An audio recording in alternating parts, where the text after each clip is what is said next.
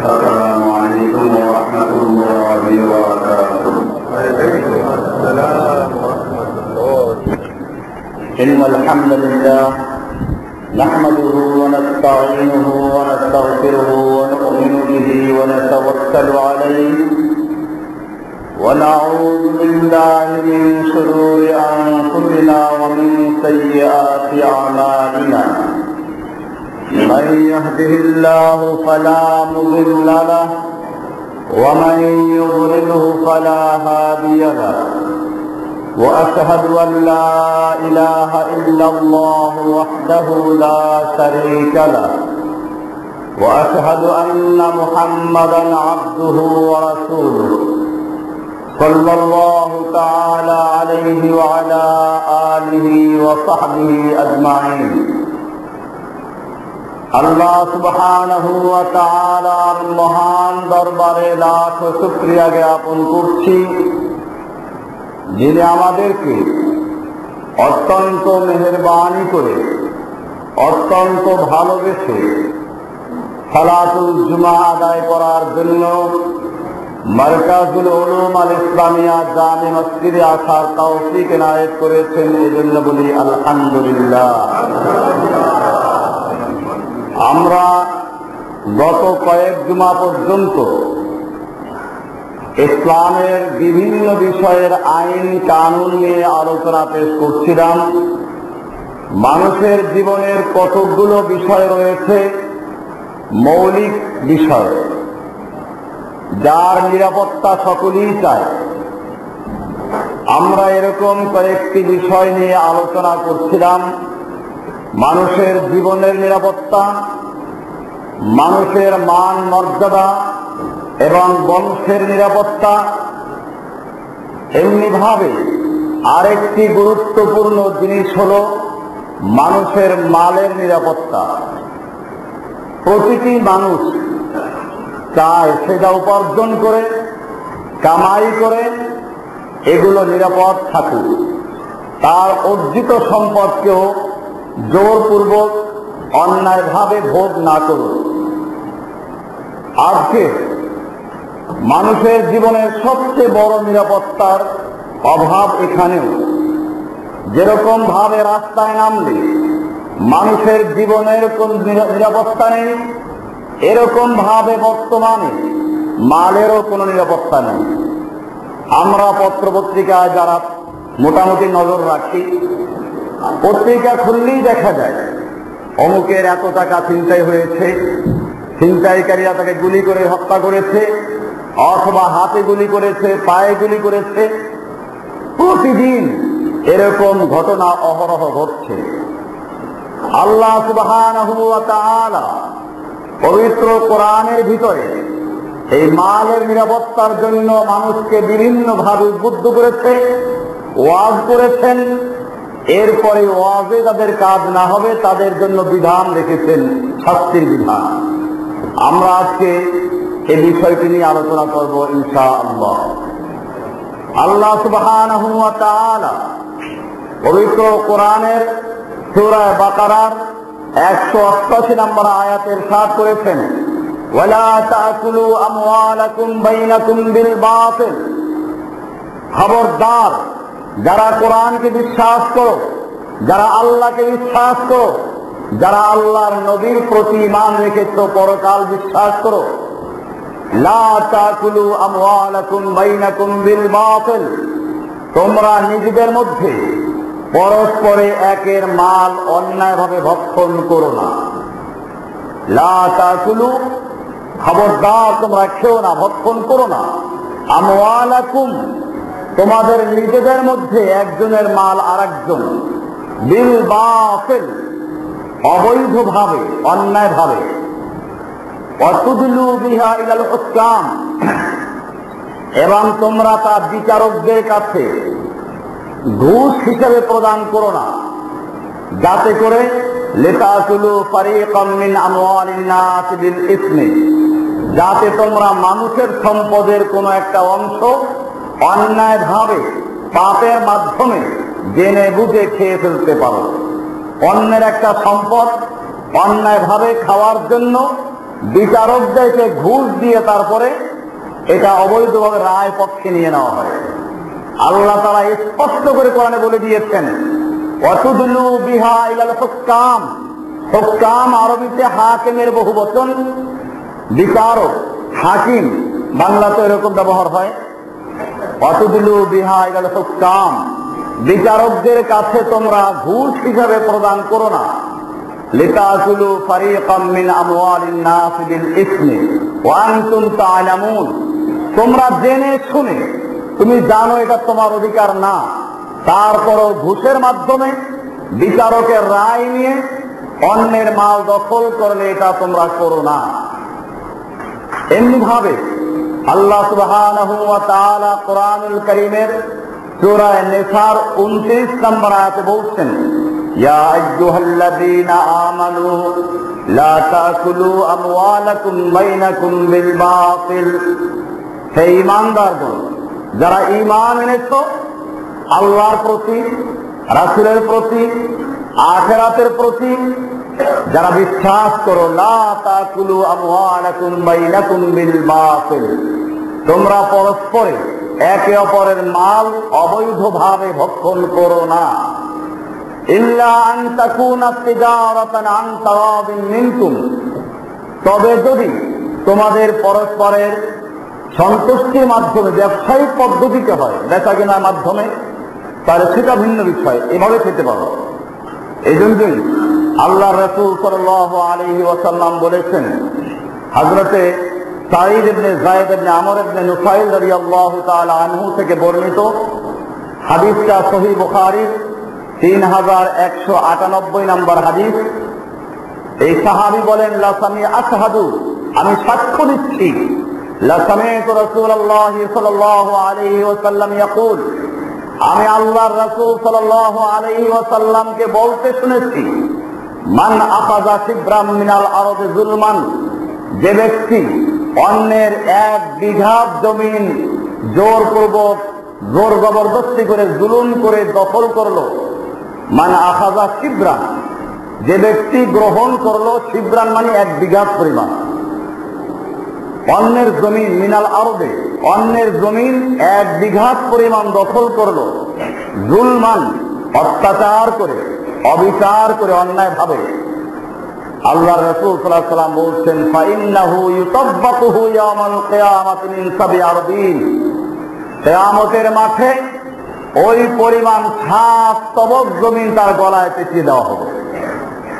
কিয়ামতের মাঠে যখন এই ভূমিদস্যু, ভূমিখোর, এরকম যারা জমিনের সীমানা সরাইয়া তারপরে জমি দখল করে, কিয়ামতের মাঠে এদের গলায় 7 তবক জমিন পরিমাণ, ওই পরিমাণ জমিন গলায় পেঁচিয়ে দেওয়া হবে। এমনি ভাবে আব্দুল্লাহ ইবনে আব্বাস রাদিয়াল্লাহু তাআলা আনহু, যিনি রাইসুল মুফাসসিরিন, তিনি বলেন যে কোরআনের উপরোক্ত আয়াত, হাদাতির রাজুল ইয়াকুনু আলাইহি মালুন ওয়া লাইসা আলাইহি ফীহি বায়িনাতুন ফায়াজহাদুল মাল ওয়া ইউখাসিমু আল-হুকাম ওয়া হুয়া ইয়ারিফু আন্নাল হাক্কা আলাইহি ওয়া হুয়া ইয়ালামু আন্নাহু আসিমুন আকিলুন হারাম। কোরআনের যে আয়াত, ওয়াতুদলু বিহা ইলাল হুকাম, বিচারকদেরকে ঘুষ দিয়ে রায় নেওয়া, ইবনে আব্বাস বলেন এটা হচ্ছে ওই ব্যক্তির জন্য যে নিজে জানে যে অধিকারটা তার না, এরপরেও সে জোর করে দখল করেছে, সে জানে এটা তার মাল না, তার জমি এটা না, এরপরও বিচারকের কাছে গিয়ে ঘুষ দিয়ে, মিথ্যা সাক্ষী দিয়ে নিজের পক্ষে রায় নিয়ে তারপরে দখল করলো। আল্লাহর রাসূল সাল্লাল্লাহু আলাইহি ওয়াসাল্লাম, আল্লাহ তাআলা বলছেন যে সে ব্যক্তি হারাম খাইল। আল্লাহ রাব্বুল আলামিন কোরআনে বলছেন, ইন্নাল্লাযীনা ইয়াকুলুনা আমওয়ালাল ইয়াতীমা যুলমান, নিশ্চয় যারা ইয়েতিমদের মাল অন্যায়ভাবে জুলুম করে ভক্ষণ করে, ইন্নামা ইয়াকুলুনা ফী বুতুনিহিন নারা, তারা নিশ্চয়ই তাদের পেটের ভিতরে জাহান্নামের আগুন পরিপূর্ণ করছে। ওয়া সায়াসলাউনা সাঈরা, এবং অচিরেই তারা জাহান্নামের আগুনে, প্রজ্বলিত আগুনে তারা প্রবেশ করবে। এমনি ভাবে আল্লাহর রাসূল সাল্লাল্লাহু আলাইহি ওয়াসাল্লাম বলছেন, ওয়া যাকারা নাওআন ওয়া হুয়া শাররু আনওয়া'i আকলিল মাল ইয়াতীম মাল বাতিল, আল্লাহ রাব্বুল আলামিন কোরআনের ভিতরে মানুষ যতভাবে অন্যায়ভাবে মাল সম্পদ গ্রহণ করে তার মধ্যে এক প্রকার আলোচনা করেন, বিচারকদের কাছে, কাজীদের কাছে ঘুষ দেওয়া। লিয়াহকুমু লাহুম বিগাইরিল হাক্কি, এটা এই জন্য দেয় যাতে করে অন্যায়ভাবে তার পক্ষে বিচারের রায় দেওয়া হয়। এটা আমাদের দেশে যারা কোনো সময় মামলায় পড়েছে তারা জানে। আমাদের এখানে এক ভাই আছেন, ভোলার জাহাঙ্গীর ভাই, উনি প্রায় বলেন যে আমি কয়েকটা মামলার রায় ক্রয় করেছি, রায় কিনেছি। উনি মিথ্যা মামলায় জড়িয়েছিলেন, শেষ পর্যন্ত কি করবেন, কোন উকিলের সঙ্গে কন্ট্যাক্ট না করে ডাইরেক্ট বিচারকের সঙ্গে কন্ট্যাক্ট করেছিলেন, কত টাকা হলে তুমি আমার পক্ষে রায় দিবা। উনি অবশ্য ন্যায় পক্ষেই ছিল, ওনার অন্যায় অধিকার ছিল না। এটা হচ্ছে বাস্তবে একজনের সাক্ষী। আল্লাহ রাসূল সাল্লাল্লাহু আলাইহি ওয়াসাল্লাম বলছেন, আল্লাহ তাআলা কোরআনের ভিতরে বলে দিয়েছেন, অতুদলু বিহা ইলাল হুকাম, সূরা বাকারার 188 নম্বর আয়াতে যে বলা হলো, এটার ব্যাখ্যা হচ্ছে ইহুয়া তাফুর রিসওয়াতি ইলাল কুযাত ওয়াল হাকিমিন, বিচারকদেরকে, কাজীদেরকে ঘুষ দেওয়া, লিয়াহকুমু লাহুম বিগাইরিল হাক্কি, যাতে তারা অন্যায়ভাবে এই ঘুষ দাতার পক্ষে বিচার রায় দেয়। ফায়ুরিসু আল কুযাত ফিল হুকমি বিগাইরিল হাক্কি, এরপরে তারা অন্যায়ভাবে এই মালগুলো খায়, বিচারকরা খায়, উকিলরা খায়। ওয়ায়াকুলু আমওয়ালা ইখওয়ানিহিম বিশাহাদাতি যুরি ওয়াল ইয়ামিনিল গুমুস, আর তারা মিথ্যা হলফ করে, মিথ্যা সাক্ষী দিয়ে অন্যের মাল ভক্ষণ করে। ওয়াহিয়াল্লাতী ইয়াহলিফু ফীহাল মারউ কাযিবান। আইসারুত তাফাসির লিখেছেন যে এরকম যারা মাল খায়, যে মাল দিল, যে খাইল এবং যে মধ্যস্থতা করলো, সকলেই সমান গুনাহগার। অবশ্য যদি নিজের কোনো হক থাকে, এরকম এখন ঘুষ না দিলে আপনার হক চলে যাচ্ছে, সেক্ষেত্রে ওরা আমাদের ফতোয়া এটা যে কোনোভাবেই যদি আপনার হক রক্ষা করা না যায়, আপনি লড়াই করবেন, তাও যদি না পারা যায়, আপনি আপনার বন্ধু বান্ধব যারা হকের উপর আছে তাদের সাহায্য নেবেন। এই জন্যই মুমিনদের আল জামাত থাকতে হয়। আমাদের একটা ছোট্ট কিতাব আছে, এটা পড়বেন, বায়াত ও সিরাতে মুস্তাকিম। এটার মধ্যে আল জামার গুরুত্ব দেওয়া আছে। মুসলিমরা জামাতবিহীন থাকতেই পারে না। কারণ হচ্ছে আপনার যখন কেউ সম্পদ জোর করে দখল করলো, আপনি তো এই আদালতে মামলা করতে যাবেন না, কারণ এগুলো তাগুতের আদালত। তাহলে আপনি কি করে আপনার অধিকার আদায় করবেন? মুসলিমরা যদি 50 জন একত্র থাকে আর কোন একটা ভাইয়ের উপরে হামলা হলে সবগুলো দিয়ে সেখানে একত্র হয়, তাহলে এখন এই দুনিয়ায় কোনো জালিম নাই যে এদেরকে ভয় করবে না। এই জন্য মুমিনদেরকে বিচ্ছিন্ন হওয়ার কোনো সুযোগই নেই। আল্লাহর রাসূল সাল্লাল্লাহু আলাইহি ওয়াসাল্লাম এই জন্যই বলেছেন, মুমিনরা তাদের মহব্বত ভালোবাসায় কাজাসাদিল ওয়াহিদ, একটা দেহ সমতুল্য। এটা কেন বললেন? একজনের উপরে হামলা হলে মুমিনরা সকলেই ঝাঁপিয়ে পড়বে। একজনের কোনো হক নষ্ট হলে আদায় করার জন্য সকলেই গিয়ে সেখানে ঝাঁপিয়ে পড়বে। এটা হচ্ছে মুমিনদের পরিচয়। আজকে আমরা বিচ্ছিন্ন থাকার কারণে এই তাবিল করতে হয়। এখন আমাদেরকে ফতোয়া জিজ্ঞেস করলো যে আমার তো বাড়ি ঘর সব দখল করে নিচ্ছে জোর করে, ঘুষ না দিলে কোনোভাবে পারা যাচ্ছে না। তো প্রথমত আপনি অন্যায় করলেন যে আপনি মুসলিমদের জামার সঙ্গে নেই। মুসলিমদের হাতে অস্ত্র থাকবে, আপনি বলবেন সন্ত্রাসীদের কাছে অস্ত্র আছে। আরে আল্লাহ রাব্বুল আলামিন কোরআনে অর্ডার করেছেন, খুযু আসলিহাতাকুম ইনদা কুল্লি সালাত, মুমিনরা তোমরা সালাতে গেলেও তোমরা অস্ত্র নিয়ে যাও। এটা আমাদের দুর্ভাগ্য। আজকে যদি আমি একটা পিস্তল নিয়ে এখানে খুতবা দেওয়া শুরু করি, অনেক মুসল্লি নামাজই পড়বে না, কিন্তু পিস্তল আর ইমাম সাহেব। আমি ব্যায়াম করতে গিয়ে ভয় পাই। সকালবেলা একটু হাঁটাহাঁটি করি, জোরে হাঁটি করি, কোনো মুসল্লি বাজার করি না। কারণ হচ্ছে এই জাতি মনে করে ইমাম সাহেব কারা, মুসল্লি হবে কারা, যারা আমাদের হুজুর এত বড় বুজুর্গ একটা মুরগি জবাই করতে ভয় পায়, বুজুর্গির মাপ কাটছে, সারাদিন ঘুমাইবে, সকালবেলা নাস্তা করে একটা পত্রিকা পড়তে, আর একজনের দোকানে গিয়ে ফ্রি চা খাবে, এরপরে আবার ঘুম দেবে, জোহরের নামাজ পড়বে, এরপরে দুপুরে খাইয়ে আবার কাইল্লা করে আসা বলে ঘুমাবে, আসর পর উঠে আবার একটু পায়চারি করবে, খাও কারো চা পাইলে খাবে, মাগরিব পরে একটু বসে বসে গল্প গুজব করবে, এটা পরে খাই আবার ঘুম। তাহলে ইমাম সাহেবদের পরিচয়, ইমাম সাহেবদের পরিচয় এটা। এটা বাস্তবতাও আছে। পাকিস্তানের একজন আলেম, উনি যখন রকেট লঞ্চার কাঁধে নিয়ে বক্তব্য দেওয়া শুরু করলেন, মুসল্লি কয়েকজন সরে গেছে যে এই ইমাম সাহেবের পিছনে নামাজ পড়তে আমাদের মনের ভিতরে একাগ্রতা আসে না, অথচ উনি একজন মুজাহিদ আলেম। এই যে মেহরাব, মেহরাব মানে কি? মেহরাব মানে হচ্ছে অস্ত্রাগার, অর্থাৎ যারা মুসলিম ইমাম সাহেব আসবে, মুসল্লি আসবে, সবার সঙ্গে অস্ত্র থাকবে, সালাতের সময় সামনে রেখে নামাজ পড়বে, এরপরে আবার অস্ত্র কাঁধে নিয়ে তারা কাজে নেমে যাবে। এটা মুমিনদের পরিচয়। আজকে মুমিনরা সে অস্ত্রের কথা ভুলে গেছে, যে কারণে এখন দেখবেন প্রায় যারা একটু মুমিন, যারা একটু দিনদার, তাদের হক নষ্ট হচ্ছে, অথচ মুমিনদেরকে কুফাররা ভয় করবে। আজকে বলা হয় জঙ্গিবাদী, সন্ত্রাসী, এগুলো বলা হয়। বাস্তবে এটাই, একজন মুমিন মানে পাকা সন্ত্রাসী। কার জন্য? কাফেরের জন্য। চোরের জন্য পুলিশ সন্ত্রাসী, কারণ চোর যখন পুলিশ দেখে আর ভালো পুলিশ হয় তাহলে তাকে বেশি ভয় করে। যে পুলিশ ঘুষ খায় না, যে পুলিশ অন্যায়ের সামনে মাথা নত করে না, এই পুলিশ চোরের জন্য কি? সন্ত্রাসী, ত্রাস, ভয় পায় তাকে। ঠিক এরকম ভাবে দুনিয়ার কুফফারদের জন্য, দুনিয়ার জালিমদের জন্য যারা সত্যিকার মুমিন তারা ত্রাস, তারা সন্ত্রাসী। কোরআনে স্পষ্ট আয়াত আছে, তুরহিবুনা বিহি আদুব্বাল্লাহি ওয়া আদুব্বাকুম। আমাদের কিয়ামতের দিন বইটা আসছে ইনশাআল্লাহ, হয়তো আর 2-3 সপ্তাহ পরে পেয়ে যাবেন। এই বইয়ের মধ্যে এই সব বিষয়গুলো সব দেওয়া আছে বিস্তারিত। আল্লাহ সুবহানাহু ওয়া তাআলা পরিষ্কার বলেছেন, ইয়া আইয়ুহাল্লাযী ওয়াইদু লাহুম মাসতাতাতুম মিন কুওয়া। হে মুমিনেরা, তোমরা তোমাদের দুশমনদের বিরুদ্ধে, কাফেরদের বিরুদ্ধে শক্তি অর্জন করো। আমির রিবাতিল খাইল, এবং ঘোড়া প্রস্তুত রাখো।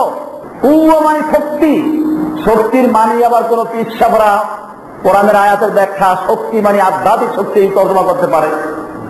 আল্লাহর রাসূল সাল্লাল্লাহু আলাইহি ওয়াসাল্লাম মেম্বারে দাঁড়িয়ে ব্যাখ্যা করেছেন।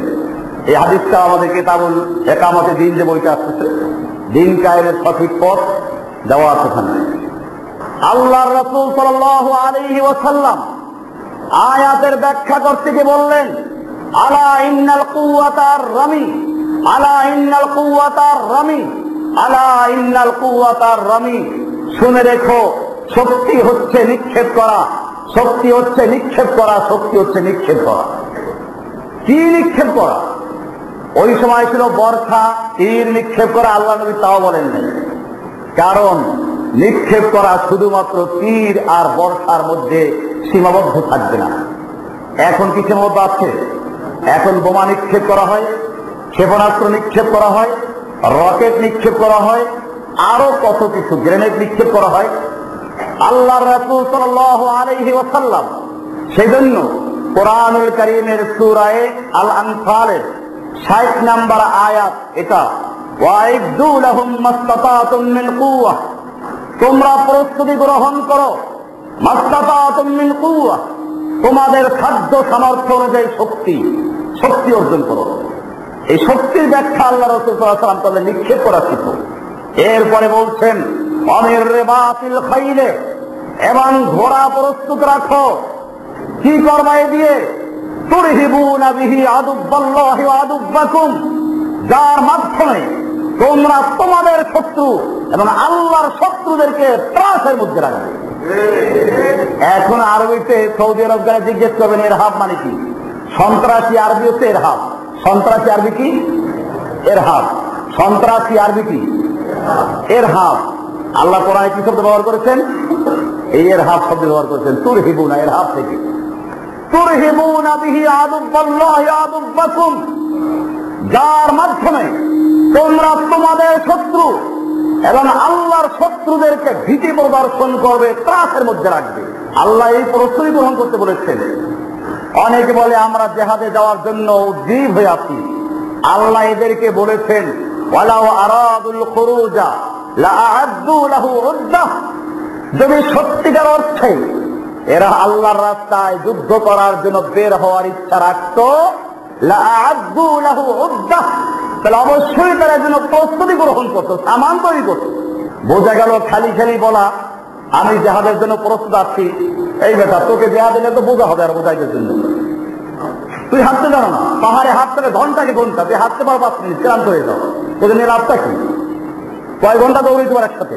এই জন্য খেয়াল রাখবেন, আল্লাহ রাব্বুল আলামিন পরিষ্কার করে দিয়েছেন সূরা তওবা 9 নম্বর সূরার 46 নম্বর আয়াতে, ওয়ালাউ আরাদুল খুরুজা, যদি সত্যিকার তারা বের হওয়ার জন্য খুরুজ, খারেজ, আল্লাহর রাস্তায় যুদ্ধ করার জন্য বের হওয়ার ইচ্ছা রাখত, লাআদ্দু লাহু উদ্দাতান, অবশ্যই তারা সেজন্য প্রস্তুতি গ্রহণ করত, সামান তৈরি করত।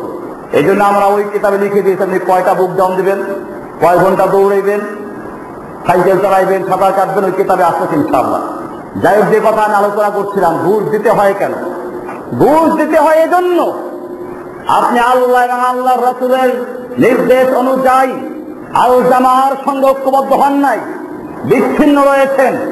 আর বিচ্ছিন্ন থাকলে আল্লাহর রাসূল সাল্লাল্লাহু আলাইহি ওয়াসাল্লাম বলেছেন, ইন্নামা ইয়াকুলু যিবু আস-সাদাতাল কাফিয়াতান নাহিয়া, যে বকরি দলছুট থাকে, বিচ্ছিন্ন থাকে, ওই বকরিকে নেকড়ে বাঘ ধরে নিয়ে যায়, ঘাড় মধ্যে খেয়ে ফেলে।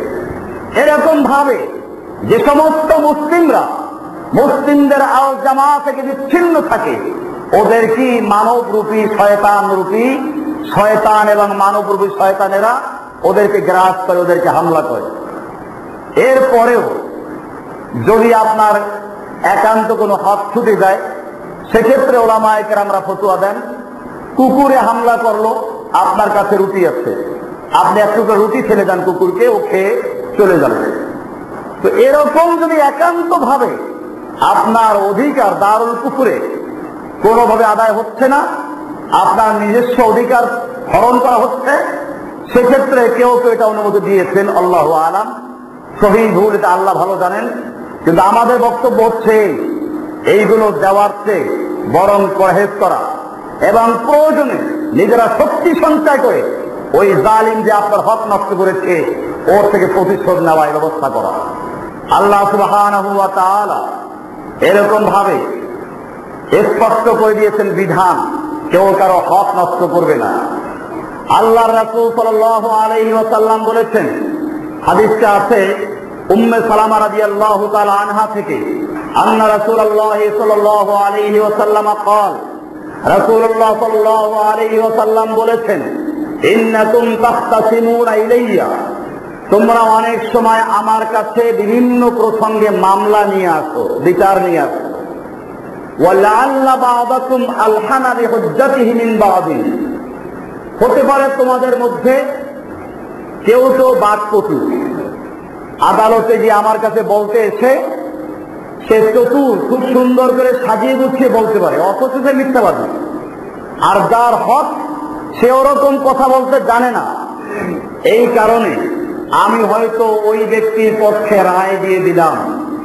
ফামান কদাইতু লাহু বিহাক্কি আখি শাইআন বিকাউলিহি, জেনে রাখো আমি যদি কারো কথার দ্বারা প্রভাবিত হয়ে তার পক্ষে বিচারের রায় দিয়ে দেই, অথচ সে ওটার উপযুক্ত না, সে তার বাকপটুতার মাধ্যমে, চতুরতার মাধ্যমে এটা করেছে, তাহলে জেনে রাখো আমি রায় দিলেই তার জন্য হালাল হয়ে যাবে না। ইন্নামা আফতাহু লাহু কিতআতাম মিনান নার, আমি তার জন্য আগুনের একটা টুকরো দিয়ে দিলাম, ফালা ইয়াখুযুহা, খবরদার এজন্য এটা গ্রহণ না করে। এই হাদিস থেকে দুইটা জিনিস বোঝা গেল। একটা হচ্ছে এই, যদি বিচারকেরা ভুল সিদ্ধান্ত দেয় এবং এর দ্বারা কারো হক নষ্ট হয়ে যায়, যার পক্ষে বিচারের রায় দেওয়া হলো তার জন্য হালাল হবে না। আপনি জানেন, আপনি এই উকিল ধরে অথবা নিজে বাকপটু হওয়ার কারণে, আপনার উকিল চালাক হওয়ার কারণে আপনি বিচারের রায় পেয়ে গেলেন, অথচ আপনি জানেন এটা আপনার হক না। আল্লাহর রাসূল সাল্লাল্লাহু আলাইহি ওয়াসাল্লাম বলেছেন, এই বিচারের রায়ের মাধ্যমে তোমার জন্য হালাল হয় নাই, তুমি ওটা ফেরত দিয়ে দাও। আর গ্রহণ করলে মনে রাখবে তুমি জাহান্নামের আগুন পেটে ঢুকাচ্ছ। দ্বিতীয় আর একটা জিনিস বোঝা গেল, এই আমাদের দেশে অনেক লোক আছে অলিদেরকে নবীদেরকে একেবারে মনে করে সব আলিমুল গায়ব, সব জানে। আল্লাহর রাসূল সাল্লাল্লাহু আলাইহি ওয়াসাল্লাম কি বললেন এখানে? আল্লাহর রাসূল সাল্লাল্লাহু আলাইহি ওয়াসাল্লাম, হাদিসটা বুখারীর হাদিস, 2534 নম্বর হাদিস।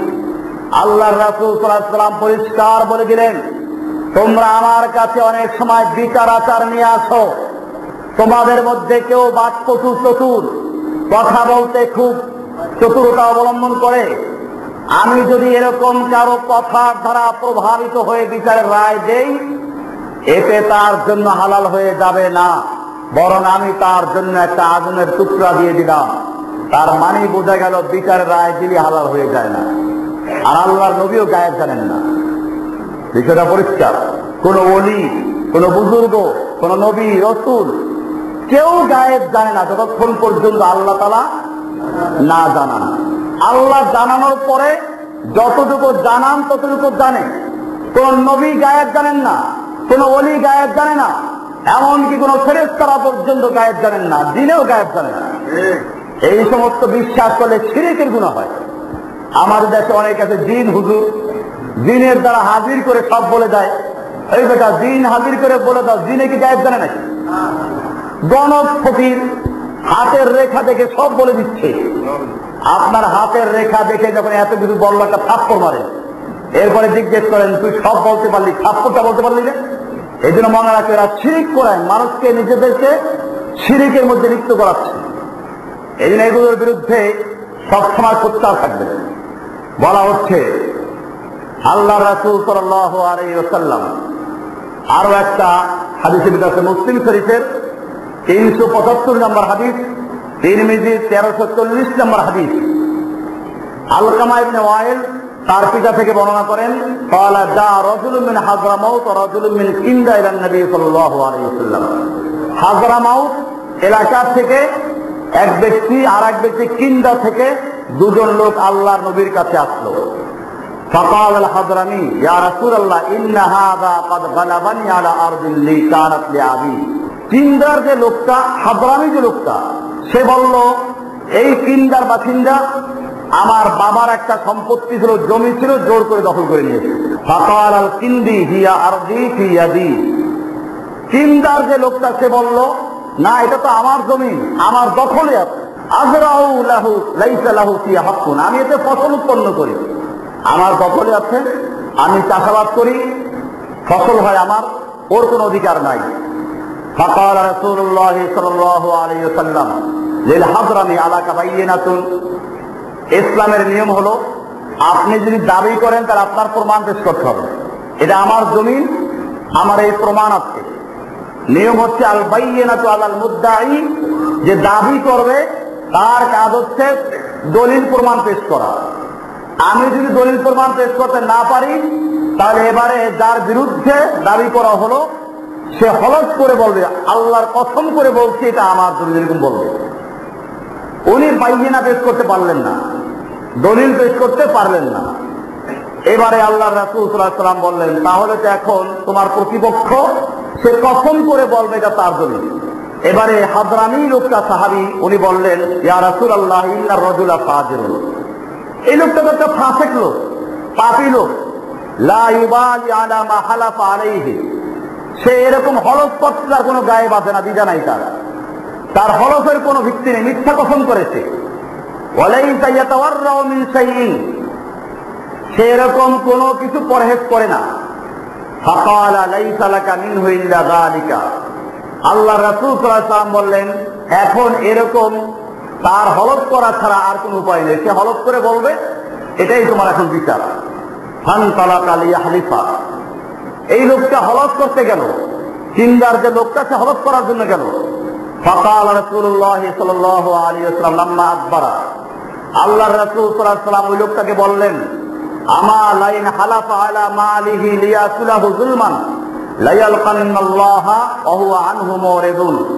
জেনে রাখো, সে যদি মিথ্যা কসম করে এবং মিথ্যা কসম করে তোমার এই জমিন দখল করে নিয়ে যায়, আমিও রায় দিতে বাধ্য, কিন্তু জেনে রাখো কিয়ামতের মাঠে সে এমন অবস্থায় উঠবে, আল্লাহ তাআলা তার প্রতি অসন্তুষ্ট থাকবেন। আর আল্লাহ যদি কারো উপর অসন্তুষ্ট থাকে আল্লাহ তাআলা তার বদলা নিয়েই ছাড়বেন। হাদিসে আসছে আল্লাহ রাসূল সাল্লাল্লাহু আলাইহি ওয়াসাল্লাম জিজ্ঞেস করলেন, তোমরা কি জানো সবচেয়ে বড় মিসকিনকে? সাহাবায়ে কেরাম এক একজনের কথা বললেন, অমুক অমুক। আল্লাহ রাসূল সাল্লাল্লাহু আলাইহি ওয়াসাল্লাম বললেন, না, এটা না, সবচেয়ে বড় মিসকিন হলো ওই ব্যক্তি কিয়ামতের মাঠে অনেক সওয়াবের স্তূপ নিয়ে উঠবে। দাওয়াতের কাজ করেছে, অনেক বড় বড় দ্বীনি কাজ করেছে, সবগুলোই করেছে, দান খয়রাত সাদাকা সব করেছে, তাহাজ্জুদ করেছে, কিন্তু কিয়ামতের মাঠে উঠবে অমুকের মাল দখল করেছে, জমি দখল করেছে, বাড়ি দখল করেছে। এরকম ঢাকাতে অনেক আছে। দেখবেন যে মাশাআল্লাহ একেবারে তিন চিল্লাওয়ালা সাথী, অথবা কোন পীরের একেবারে খুব ঘনিষ্ঠ বুজুর্গ মুরিদ, গিয়ে দেখবেন যে মাশাআল্লাহ বাড়ি কয়টা দখল করেছে, কেমনি দখল করেছে আল্লাহ ভালো জানে। কিয়ামতের মাঠে এই লোকগুলো যখন উঠবে তারা দাবি করবে, একজনে বলবে আমার বাড়ি নিয়েছিল, আর ওইখানে তখন প্রতিশোধ করা হবে সওয়াবের মাধ্যমে। সওয়াব দিতে দিতে তার সওয়াবের আমল শেষ হয়ে গেছে, কিন্তু পাওনাদার এখনো শেষ হয় না। এরপরে বলা হবে ওদের গুনাহগুলো মাথায় নাও, এরপরে গুনার বোঝা নিয়ে সে জাহান্নামে চলে যাবে। আল্লাহ রাসূল সাল্লাল্লাহু আলাইহি ওয়াসাল্লাম এই লোক হলো সবচেয়ে বড় নিঃস্ব, সবচেয়ে বড় মিসকিন। এই জন্য আমাদের মনে রাখতে হবে, কারো হক নষ্ট করা, কারো মাল নষ্ট করা, এটা আল্লাহ তাআলা পছন্দ করেন না, আল্লাহ রাসূল পছন্দ করেন না। কোরআন এটাকে হারাম ঘোষণা করেছে। রাসূলুল্লাহ সাল্লাল্লাহু আলাইহি ওয়াসাল্লাম বলছেন, আবু হুরায়রা থেকে হাদিসটা বর্ণিত, হাদিসটা মুসলিম শরীফে 2393 নম্বর, তিরমিজি 2989 নম্বর হাদিস। আল্লাহর রাসূল সাল্লাল্লাহু আলাইহি ওয়াসাল্লাম বলছেন, ইয়া আইয়ুহান নাস, হে লোক সকল, ইন্নাল্লাহা তাইয়্যিবুন, জেনে রাখো আল্লাহ হচ্ছেন পবিত্র, লা ইয়াকবালু ইল্লা তাইয়্যিবান, আল্লাহ তাআলা পবিত্র জিনিস ছাড়া অন্য কিছু গ্রহণ করেন না। ওয়া ইন্নাল্লাহা আমারাল মুমিনিনা বিমা আমারা বিহি আল মুরসালিন, শুনে রেখো আল্লাহ তাআলা মুমিনদেরকে একটা বিরাট মর্যাদা দিয়েছেন। নবীদেরকেও যেটা হুকুম করেছেন মুমিনদেরকেও তা হুকুম করেছেন। এই ভূমিকা দিয়ে তারপরে বললেন, আল্লাহ তাআলা কি বললেন? ইয়া আইয়ুহার রাসূল কুলু মিনাত তাইয়্যিবাত, হে রাসূলেরা, আল্লাহ তাআলা নবী রাসূলদেরকে সম্বোধন করে বলছেন, ইয়া আইয়ুহার রাসূল, হে রাসূলগণ, কুলু মিনাত তাইয়্যিবাত, তোমরা পবিত্র জিনিসগুলো খাও, ওয়া আমালু সালিহান, এবং নেক আমল করো, ইন্নী বিমা তা'মালুনা আলীম, নিশ্চয়ই তোমরা যা আমল করো তা আমি জ্ঞাত, সব জানি। রাসূলদেরকে আল্লাহ হুকুম দিলেন পবিত্র জিনিস খাও, একই নির্দেশ দিয়েছেন মুমিনদেরকে। আল্লাহ বলছেন, ইয়া আইয়ুহাল্লাযীনা আমানু কুলু মিন তাইয়্যিবাতি মা রাযাকনাকুম, নবীদেরকেও বললেন ইয়া আইয়ুহার রাসূল কুলু মিনাত তাইয়্যিবাত, মুমিনদেরকেও বলেন ইয়া আইয়ুহাল্লাযীনা আমানু কুলু মিনাত তাইয়্যিবাত, হে রাসূলগণ তোমরা তাইয়্যিবাত পবিত্র জিনিস খাও, হে মুমিনগণ তোমরা পবিত্র জিনিস খাও। অর্থাৎ রাসূলদেরকে আল্লাহ রাব্বুল আলামিন যে হুকুম দিয়েছেন মুমিনদেরকে সেই একই হুকুম দিয়েছেন। এরপরে আল্লাহ রাসূল সাল্লাল্লাহু আলাইহি ওয়াসাল্লাম বলছেন, সুম্মা যাকারা আর-রাজুলা ইউতিলু আস-সাফার আশআসা আকবারা, আল্লাহ রাসূল সাল্লাল্লাহু আলাইহি ওয়াসাল্লাম বলছেন, এক একজন মানুষ দূর দরাজ থেকে সফর করে আসে বাইতুল্লাহ, হজ করতে যায়, মক্কা যায়, আশআসা চুলগুলো এলোমেলো হয়ে যায় সফর করতে করতে, আকবারা ধুলাবালু মিশ্রিত হয়ে যায়, একেবারে ধুলাবালু মলিন হয়ে যায়, ইয়ামুদ্দু ইয়াদাইহি ইলাস সামা, সে আসমানের দিকে হাত তুলে আল্লাহর কাছে প্রার্থনা করে, ইয়া রাব্বি ইয়া রাব্বি, হে আমার রব, হে আমার রব। ওয়া মাতআমুহু হারামুন, অথচ তার খাবার হারাম, ওয়া মাশরাবুহু হারামুন, তার পানিও হারাম, ওয়া মালবাসুহু হারামুন, তার পোশাকটা হারাম, ওয়া গুযিয়া বিল হারাম, খাদ্য ছিল হারাম। ফাআন্না ইউস্তাজাবু লিযালিকা, তার এই দোয়া কোত্থেকে কবুল হবে? কি সুন্দর হাদিস, মুসলিম শরীফের 2393, তিরমিজির 2989 নম্বর হাদিস। আল্লাহ রাসূল সাল্লাল্লাহু আলাইহি ওয়াসাল্লাম বললেন যে আল্লাহ তাআলা বলে দিয়েছেন, এরকম হাত দারাজ করে করে দোয়া করে ইয়া রাব্বি ইয়া রাব্বি, অথচ তার পোশাক হারাম, খাদ্য হারাম, পানি হারাম, তার গিযা সবই হারাম। ফাআন্না ইউস্তাজাবু লাহ, তার দোয়া কোত্থেকে কবুল হবে?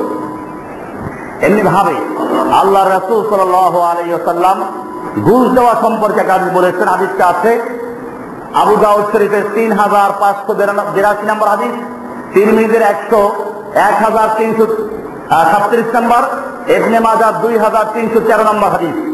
আল্লাহর রাসূল সাল্লাল্লাহু আলাইহি ওয়াসাল্লাম বলছেন, লানা রাসূলুল্লাহ সাল্লাল্লাহু আলাইহি ওয়াসাল্লাম আর রাশি ওয়াল মুরতাশি।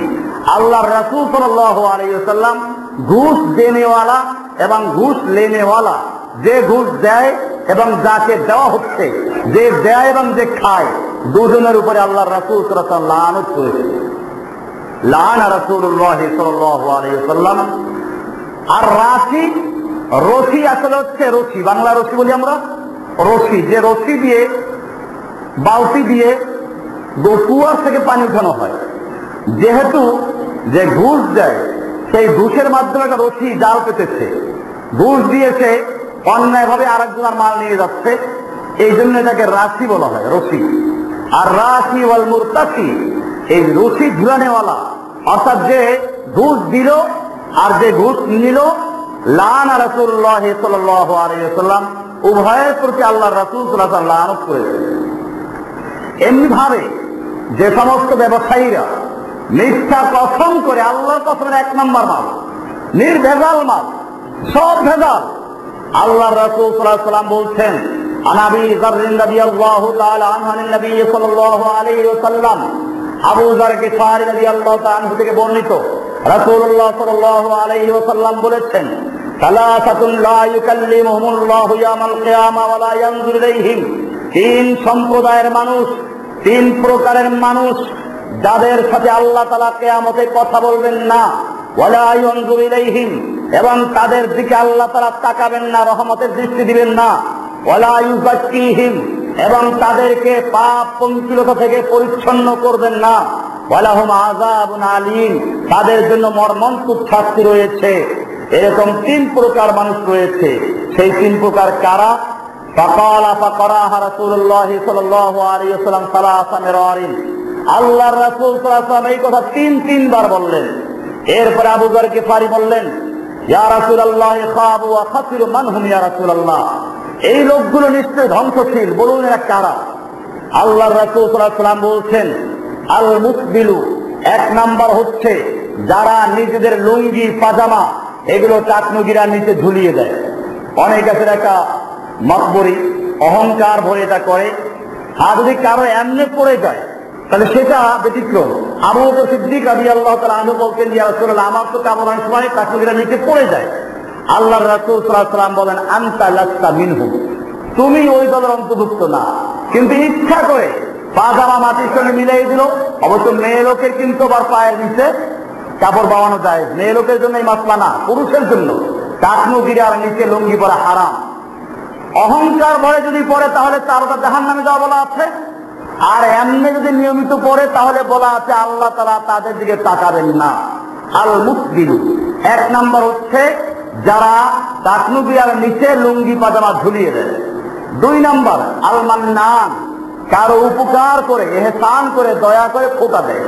তোমার আমি এই উপকার করেছিলাম, এটা করেছিলাম, এর দ্বারা সওয়াব প্রাপ্ত হলোই, উল্টা আরো আল্লাহর আরো লানতে পড়লো। আল্লাহ তাআলা কিয়ামতের মাঠে তার দিকে তাকাবেন না, তাকে পবিত্র করবেন না, তার সাথে কথা বলবেন না। 3 নাম্বার হচ্ছে ওয়াল মুনাফিকু সালাতাহু বিল হিলফিল কাযিব, মিথ্যা হলফ করে, মিথ্যা কসম করে নিজের মালটা বিক্রয় করে দিল, চালু করে দিল, অচল মাল চালু করলো মিথ্যা কসম করে। এই ব্যক্তির দিকে আল্লাহ তাআলা কিয়ামতে নজর করবেন না, তাকাবেন না, কথা বলবেন না, তাকে আল্লাহ তাআলা পরিচ্ছন্ন করবেন না, তার জন্য রয়েছে কষ্টদায়ক মর্মন্তুদ শাস্তি। হাদিসটা আছে অনেক কিতাবে, হাদিসটা আছে প্রায় বিভিন্ন হাদিসে, সব কিতাবেই আছে। মুসলিম শরীফের 306 নম্বর হাদিস, তিরমিজির 1211 নম্বর হাদিস, আবু দাউদের 4089 নম্বর হাদিস, নাসাই শরীফের 2562 নম্বর হাদিস, ইবনে মাজাহ 220 নম্বর হাদিস, যেখানে বলা হলো এই 3 প্রকার লোকের দিকে আল্লাহ রাব্বুল আলামিন কিয়ামতের মাঠে কথা বলবেন না, তাদের দিকে তাকাবেন না, তাদেরকে পরিচ্ছন্ন করবেন না, এবং তাদের জন্য কষ্টদায়ক মর্মন্তুদ শাস্তি নির্ধারণ করা আছে। সেই 3 প্রকারের লোক হলো কারা? যারা এই টাকনুগিরার নিচে পাজামা পরে। আমি এই বক্তব্য হাতেমবাগে একবার দিয়েছিলাম। এক জুমায় একটা ছেলেকে নিয়ে আসছে তার বাবা, আমার এই ছেলে আপনার এখানে নষ্ট হয়ে গেছে। কি নষ্ট হলো? পাজামা গুলো সব কেটে টাকনুকের উপরে তুলে ফেলেছে, দেখতে উল্লুর মতো দেখা যায়। ভালো কথা, আর কি নষ্ট হইলো? টেবিল চেয়ার বসে খানা খানা, ঘরে হোকলা মিশিয়ে খানা খায়। আর কি করলো? আর আমাদের যে আত্মীয় স্বজনরা আছে, মেয়েরা আছে, খালাতো বোন, মামাতো বোন, চাচাতো বোন, এদের সঙ্গে দেখা করে না, কথা বলে না। দেখেন, একটা ছেলে দিনের উপরে চলবে, পিতা মাতা সে চলবে দিচ্ছে না। এই মা বাবার জন্য লানত আসছে। কিয়ামতের মাঠে এই সন্তানরাই গিয়ে পিতা মাতার বিরুদ্ধে অভিযোগ করবে, রব্বানা আরিনাল্লাযীনা আযাল্লানা মিনাল জিন্নি ওয়াল ইনসি নাজআলহুমা তাহতা আকদামিনা লিয়াকুনা মিনাল আসফালিন। হে আল্লাহ, আমাদেরকে দেখাইয়ে দাও সেই পিতা মাতাকে, ওই দুই ব্যক্তিকে যারা আমাদেরকে পথভ্রষ্ট করেছিল, গোমরাহ করেছিল। আমরা আজকে ওদের কারণে জাহান্নামে যাচ্ছি, আমরা ওদেরকে জাহান্নামে যাবার আগে পায়ের নিচে রেখে তারপর জাহান্নামে যাচ্ছি। এই পিতা মাতা, আমি জিজ্ঞেস করলাম, আপনি কি মুসলিম, মুসলমান, কোরআন হাদিস কিছু বিশ্বাস করেন? যাই হোক, দীর্ঘক্ষণ পর্যন্ত কথা বলার কারণে ছাত্র নরম হয়েছিল। এরকমও পিতা মাতা আছে। আমার ভাইয়েরা, আমাদের মনে রাখতে হবে, মানুষ কি বলল কি না বলল দেখার বিষয় না, আল্লাহ তাআলা কি বললেন দেখার বিষয়। আল্লাহর রাসূল সাল্লাল্লাহু আলাইহি ওয়াসাল্লাম বলেছেন, এই তিন প্রকার লোকদের দিকে আল্লাহ তাআলা তাকাবেন না। আজকেই গিয়ে আমরা আমল করা শুরু করে দিব। যাদের পাজামাগুলো টাকনুকের নিচে আছে, একেবারে কেটে হাঁটু আর আপনার যে পায়ের গিরা দুয়ের মাঝখানে নিয়ে যাবেন। অবশ্য টাকনুকের উপর পর্যন্ত পড়া যাবে, এর নিচে নামান যাবে না।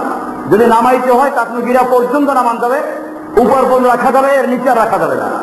একটা প্রাসঙ্গিক মাসআলা ছিল, আলোচনা হচ্ছিল মূলত মালের নিরাপত্তার ব্যাপারে নিয়ে। আল্লাহ রাসূল সাল্লাল্লাহু আলাইহি ওয়াসাল্লাম একবার ব্যবসায়ীদের কাছ দিয়ে যাচ্ছেন, বাজারে যেতেন। আল্লাহ রাসূল সাল্লাল্লাহু আলাইহি ওয়াসাল্লাম মাঝে মধ্যে চেক করতেন, সামনে হাদিস আসতেছে। আবু দাউদ শরীফের 3328 নম্বর হাদিস, নাসাই 3706 নম্বর হাদিস।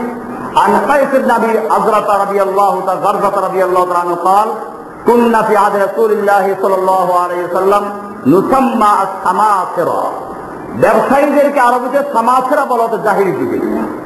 এরপরে তিনি বলেন, ফামাররা বিনা রাসূলুল্লাহ সাল্লাল্লাহু আলাইহি ওয়াসাল্লাম, আল্লাহর রাসূল সাল্লাল্লাহু আলাইহি ওয়াসাল্লাম আমাদের কাছ দিয়ে একবার যাচ্ছিলেন। ফাসাম্মানা বিইসমিন হুয়া আহসানু মিনহু, আল্লাহর রাসূল সাল্লাল্লাহু আলাইহি ওয়াসাল্লাম আমাদের একটা সুন্দর নাম দিলেন, যে নামটা ওই নামের চেয়ে ভালো নাম। ফাকালা ইয়া মাশারাত তুজ্জার, আল্লাহর রাসূল সাল্লাল্লাহু আলাইহি ওয়াসাল্লাম ডাক দিলেন, হে তাজের, ব্যবসায়ীদের দল। তুজ্জার তাজের বহুবচন। ওহে ব্যবসায়ীরা, ইন্নাল বাইআ ইয়াহদুরুহুল লাগবু ওয়াল হিলফু, নিশ্চয়ই বেচাকেনার মধ্যে অযথা কথা খরচ হয়, কসম করা হয়। কাজী ফাসুবুহু বিসাদাকা, তোমরা সাদাকা দিয়ে কাফারা আদায় করে দাও। ইচ্ছা করে মিথ্যা বলবা না। এরপরেও যদি অনিচ্ছাকৃত দুই একটা মিথ্যা কথা হয়ে যায়, এটার পরিবর্তে তোমরা সাদাকা আদায় করে দাও। সাদাকার মাধ্যমে গুনাহের কাফারা হয়। এরপরে বুখারী শরীফের আর একটা হাদিস আছে দালালি করা সম্পর্কে। অনেকে দালালি করে। দালালি কাকে বলে এটাকে বুঝতে হবে। আপনি একটা জিনিস বিক্রয় করবেন, আপনার একজন লোক গ্রাহকদের সামনে এসে বললো, এই এটা 10,000 টাকা দিবেন, অথচ কিনবে না। গ্রাহক চিন্তা করলো 10,000 টাকা তো একজনে বলেই ফেলেছে, এখন আমি 11,000 না বললে কেমনে হয়? কমপক্ষে কম বলতে পারবে না। এখন যখন আরেকজন আসলো, দেখলেন তো আপনার সামনেই তো 10,000 বললো, অথচ এই লোকটা ওর নিজের লোক। এটাকে বলা দালাল। কি বলে থাকে? এরকম আর এক প্রকারের লোক আছে দালাল, যেটা আমরা বুঝি গরিব জমি বিক্রি করার সময় দুই পক্ষের থেকে যেটা দালালি করে, মিথ্যা কথা বলে, দুই পক্ষের থেকে টাকা খায়। আসলে যে সমাজে আল্লাহ রাসূল কি বলেছেন, সহিহ বুখারী 2727 নম্বর হাদিস, সহিহ মুসলিমের 3891 নম্বর হাদিস। عن ابي هريره رضي الله تعالى عنه قال نهى رسول الله صلى الله عليه وسلم عن التلقي। আল্লাহ রাসূল সাল্লাল্লাহু আলাইহি ওয়াসাল্লাম ব্যবসায়ীরা যে বাজারে ঢোকার আগে রাস্তার মুখে বসে গ্রাম্য লোকদের থেকে মাল কিনে রাখে, এটা তিনি নিষেধ করেছেন। ওয়াইন ইবতাল মুহাজির লিল আরাবি ওয়া আন তাস্তারিকাল মারাতু তালাকা উখতিহা, এরকম ভাবে কোন মহিলা তো তোমার কাছে দিয়ে বসতে পারি, শর্ত হলো যে আগের বউ তালাক দিতে পারো, এর উপর লানত করেছেন। আর 3 নম্বর হচ্ছে ওয়াইন ইয়াতামার রাজুলু আলা সাওমি আখিহি, একজন একটা জিনিস দরদাম করছে, এখন আপনি কে বললেন, এটা আমাকে 100 টাকা দিয়ে দাও, এরকম ঘটনা ঘটেছে অনেক সময়। আপনি একটা মাছ কিনতে গেলেন, আপনি দরদাম করছেন, আর একজন এসেছে বলবো যে 500 টাকা দাও, দিয়ে দাও, এটা জায়েজ নাই। জমি কেনার কথা চলছে, আপনার সঙ্গে যখন না ফয়সালা হয়ে যায় আপনি না করে দিবেন, তারপর একজনকে দিতে পারেন। এরকম বিয়ের ক্ষেত্র আছে, কেউ একটা মেয়ের জন্য প্রস্তাব করলো, এখনো তার ব্যাপারে ফয়সালা হয় না, হাও হয় না, নাও হয় নাই, আপনি গিয়ে মাঝখানে প্রস্তাব করলেন, এটা জায়েজ নেই। আল্লাহ রাসূল সাল্লাল্লাহু আলাইহি ওয়াসাল্লাম নিষেধ করেছেন, ওয়ালা আইয়াস্তামার রাজুলু আলা সাওমি আখিহি, একজনে যেখানে দরদাম করছে, ভাও করছে, সেইখানে গিয়ে আরেকজন করাটা জায়েজ নেই। এরপরে যে বিষয়টা আমি আলোচনা করছিলাম সেটা ওয়া নাহা আনিন নাজাস, আর আল্লাহ রাসূল সাল্লাল্লাহু আলাইহি ওয়াসাল্লাম দালালি করাতে নিষেধ করেছেন। দালালি করা, জমির দালালি হোক, এরকম বিয়ের দালালি হোক, এরকম ভাবে গরু বিক্রি করা দালালি হোক, কোন রকম দালালি, এইরকম দালালি করা যায় না। অবশ্যই একটা ভালো জিনিস দেখাইয়ে দাও, সাহায্য করা যায়। আপনি সহযোগিতা করলেন যে ভাই এখানে একটা জমি আছে, আপনি দেখেন পছন্দ করে কিনেন, এটা জায়েজ, এটা না জায়েজ না। দালালি বলতে যেটা বললাম দুই রকম দালালি, একটা হচ্ছে দাম বাড়াবার জন্য নিজেকে ক্রেতা সাজানো, আর এক প্রকার হচ্ছে উভয় পক্ষের কাছে মিথ্যা বলে মালটা চালাইয়ে দেওয়া, দুই পক্ষের থেকে টাকা খাওয়া, এই দালালিগুলো হারাম। এরপরে আল্লাহ রাসূল সাল্লাল্লাহু আলাইহি ওয়াসাল্লাম বলছেন আনিস তাসরিয়া, তাসরিয়া হচ্ছে গাভী, গরু বা ছাগল, উট, এগুলো কয়েকদিন দোহায় না, না দোহাইয়া স্থান খুব বড় দেখায়, বাজারে নিয়ে বলে যে 5 সের দুধ হয়তো দৈনিক, লোকটা প্রথম দিন কিনলেও 5 সের ঠিকই হইল, কয়েকদিন দোহায় নাই, এরপরে দেখে যে 1 সেরও হয় না, এটার বলে তাসরিয়া, এটাও হারাম। আল্লাহ রাসূল সাল্লাল্লাহু আলাইহি ওয়াসাল্লাম এগুলো নিষেধ করেছেন। এরকম ভাবে ভেজাল দেওয়া, আসুন সহিহ মুসলিমের 295 নম্বর হাদিস, আল্লাহ রাসূল সাল্লাল্লাহু আলাইহি ওয়াসাল্লাম বলছেন, আন আবি হুরায়রা রাদিয়াল্লাহু তাআলা আনহু, আবু হুরায়রা থেকে বর্ণিত, তিনি বলেন, আন্না রাসূলুল্লাহ সাল্লাল্লাহু আলাইহি ওয়াসাল্লাম মাররা আলা সুবরাতি তাআমিন, আল্লাহ রাসূল সাল্লাল্লাহু আলাইহি ওয়াসাল্লাম বাজার দিয়ে হাঁটছিলেন আর দেখলেন একটা খাদ্যের স্তূপ, গম অথবা চাল যেটাই হোক বা খেজুর স্তূপ দেখলেন। ফাআদখালা ইয়াদাহু ফিহা, আল্লাহ রাসূল সাল্লাল্লাহু আলাইহি ওয়াসাল্লাম স্তূপের ভিতরে হাত ঢুকিয়ে দিলেন, হাত ঢুকিয়ে দিয়ে ফানালাত আসাবিআহু বালালান, ভিতর থেকে হাতে ভিজা লাগলো, অর্থাৎ উপরে শুকনো জিনিস, নিচে ভিজা ভেজাল। ফাকালা মা হাযা ইয়া সাহিবাত তাআম, ওহে খাদ্য বিক্রেতা, এটা কি, কি করছো এটা? ক্বালা আসাবাতুস সামা ইয়া রাসূলুল্লাহ, বলল ইয়া রাসূলুল্লাহ বৃষ্টি হয়েছিল। আল্লাহ রাসূল সাল্লাল্লাহু আলাইহি ওয়াসাল্লাম বললেন, আফালা জাআলতাহু ফাওকা তাআম কাই ইয়ারাহুন নাস, বৃষ্টি হলে কি পানি কি উপরে পড়ে নিচে পড়ে? তো তুমি ধোঁকাবাজি করলা কেন? তুমি কেন ভিজা জিনিসগুলোকে উপরে রাখো নাই? জেনে রাখো, মান গাচ্ছা ফালাইসা মিন্নি, যে ব্যক্তি ধোঁকা দেয় সে আমার উম্মতের অন্তর্ভুক্ত নয়। মান গাচ্ছা ফালাইসা মিন্নি। আজকাল দেখবেন দোকানদাররা ভেজাল না দিলে দোকানই চলে না। আপনি হালাল ভাবে করলে করুন, না হলে বাদ দিয়ে দিন। আল্লাহ রাসূল সাল্লাল্লাহু আলাইহি ওয়াসাল্লাম বলেছেন, মান গাচ্ছা, যে ব্যক্তি মানুষকে ধোঁকা দেয়, ফালাইসা মিন্নি, সে ব্যক্তি আমার অন্তর্ভুক্ত নয়, আমার মুসলিমদের অন্তর্ভুক্তই না। এমনি ভাবে আমি আলোচনা করছিলাম মাল হেফাজত করা সম্পর্কে, আল্লাহর তাআলার নির্দেশ, আল্লাহর বিধান কি কি আছে। এবার আসলে এতিমদের সম্পর্কে আল্লাহ রাসূল কি বলছেন। এতিমদের মাল হেফাজত করা, দেখাশোনা করা যায়, খালি জায়েজ না।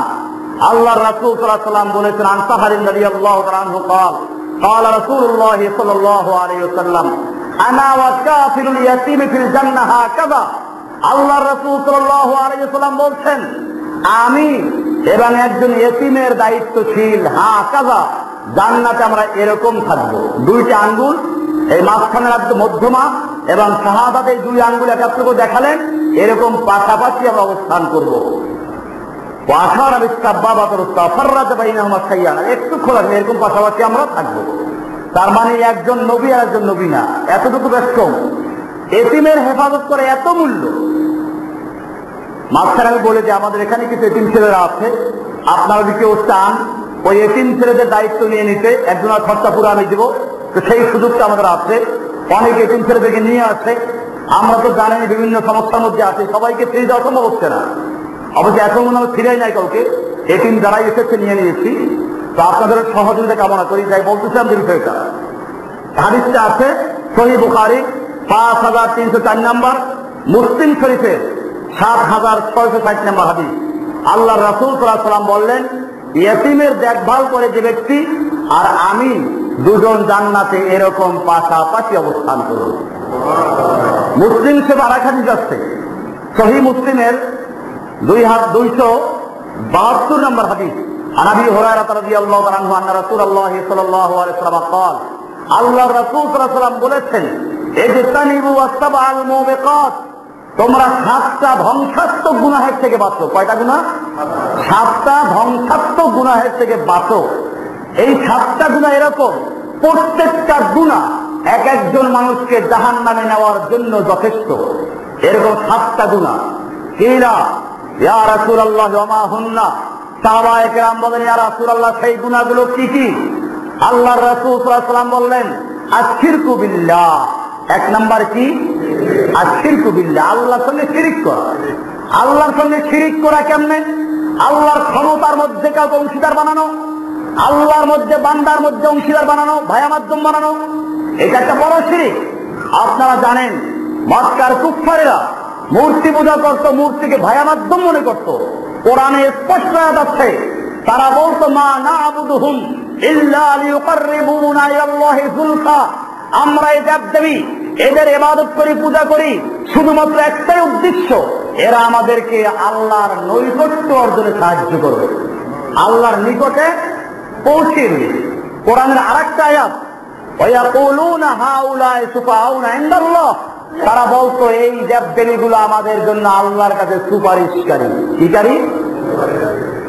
বর্তমানে পীরের মুরিদ যারা, তারা মনে করে এই পীর সাহেবরা আমাদেরকে আল্লাহ পর্যন্ত পৌঁছাইয়া দিবে, এই পীর সাহেবরা আমাদের জন্য আল্লাহকে সুপারিশ করবে।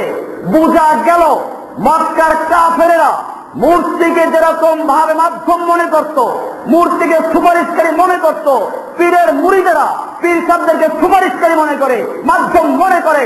অতএব মক্কার মূর্তি পূজকেরা মাধ্যম মনে করার কারণে, সুপারিশকারী মানার কারণে যেরকম মুশরিক, পীরের মুরিদরা সেরকম মুশরিক। এর মধ্যে কোনো পার্থক্য নেই। হক্কানি পীর হোক, ভেজাল পীর হোক, ভণ্ড পীর হোক, সমস্ত পীরের মুরিদ সবগুলো মক্কার কুফফারদের মতো মুশরিক। এদের সম্পর্কে আরো আয়াত আছে, আসছে ইনশাআল্লাহ। এটা মনে রাখবেন, শিরিক করবেন না, খবরদার। শিরিকের গুনাহ আল্লাহ মাফ করবেন না। এই পীর মুরিদ শিরিক। চরমোনাই পীরের বইতে লেখা আছে, মওয়াজে সাকিয়ার ৫৫ পৃষ্ঠায়, 2 পীর 2 জানা ধরে বেশি নিয়ে যাবে, কোনো অসুবিধা নাই। তাহলে পীর মাধ্যম করা হলো। ওই চরমোনাই পীর আরেকটা বই আছে, বেদে মারিফাত, সেখানে লিখছে, বান্দা অসংখ্য গুনাহ করার ফলে আল্লাহ পাক মাফ করতে চান না, পীর অনুনয় বিনয় করে আল্লাহর কাছে সুপারিশ করে, ওই সুপারিশের বদৌলতে আল্লাহ মাফ করে। নাউযুবিল্লাহ মিন যালিক। আল্লাহ কোরআনে কি বলেছেন? আল্লাহ তাআলা বলছেন, ফাস্তাগফিরুল্লাহ, যদি আল্লাহকে ক্ষমা চায়, আলাউ আন্নাহুম, আল্লাহ রাব্বুল আলামিন বলছেন, কুল ইয়া ইবাদিয়াল্লাযীনা আসরাফু আলা আনফুসিহিম লা তাকনাতু মির রাহমাতিল্লাহ, হে নবী আপনি আমার ওই সমস্ত বান্দাদেরকে জানিয়ে দিন যারা নিজের উপরে জুলুম করেছে, অত্যাচার করেছে, পাপ করেছে, আপনি জানিয়ে দিন, লা তাকনাতু মির রাহমাতিল্লাহ, বান্দা তুমি আল্লাহর রহমত থেকে নৈরাশ হইও না। আল্লাহ কোরআনে বলেছেন, 5 ওয়াক্ত সালাতের মধ্যে মুমিনরা দাঁড়িয়ে বলে, ইয়্যাকা না'বুদু ওয়া ইয়্যাকা নাস্তাঈন, আমরা কেবলমাত্র তোমার ইবাদত করি, তোমার কাছে সাহায্য চাই। এইখানে কোনো ভায়া মাধ্যম আছে? কেন? তোমার জিকিরের সময় ভায়া লাগে, মাধ্যম লাগে, সুপারিশকারী লাগে, নামাজের মধ্যে ভায়া মাধ্যম কোথায় গেল? হজের সময় বলো লাব্বাইক আল্লাহুম্মা লাব্বাইক, সেইখানে কোনো ভায়া মাধ্যম নাই। আল্লাহ আমি তোমার কাছে হাজির, তোমার দরবারে হাজির, লা শারীকা লাকা লাব্বাইক, তোমার কোনো শরীক নাই, অংশীদার নাই, সমস্ত শরীক মুক্ত, সমস্ত ভায়া মাধ্যম মুক্ত।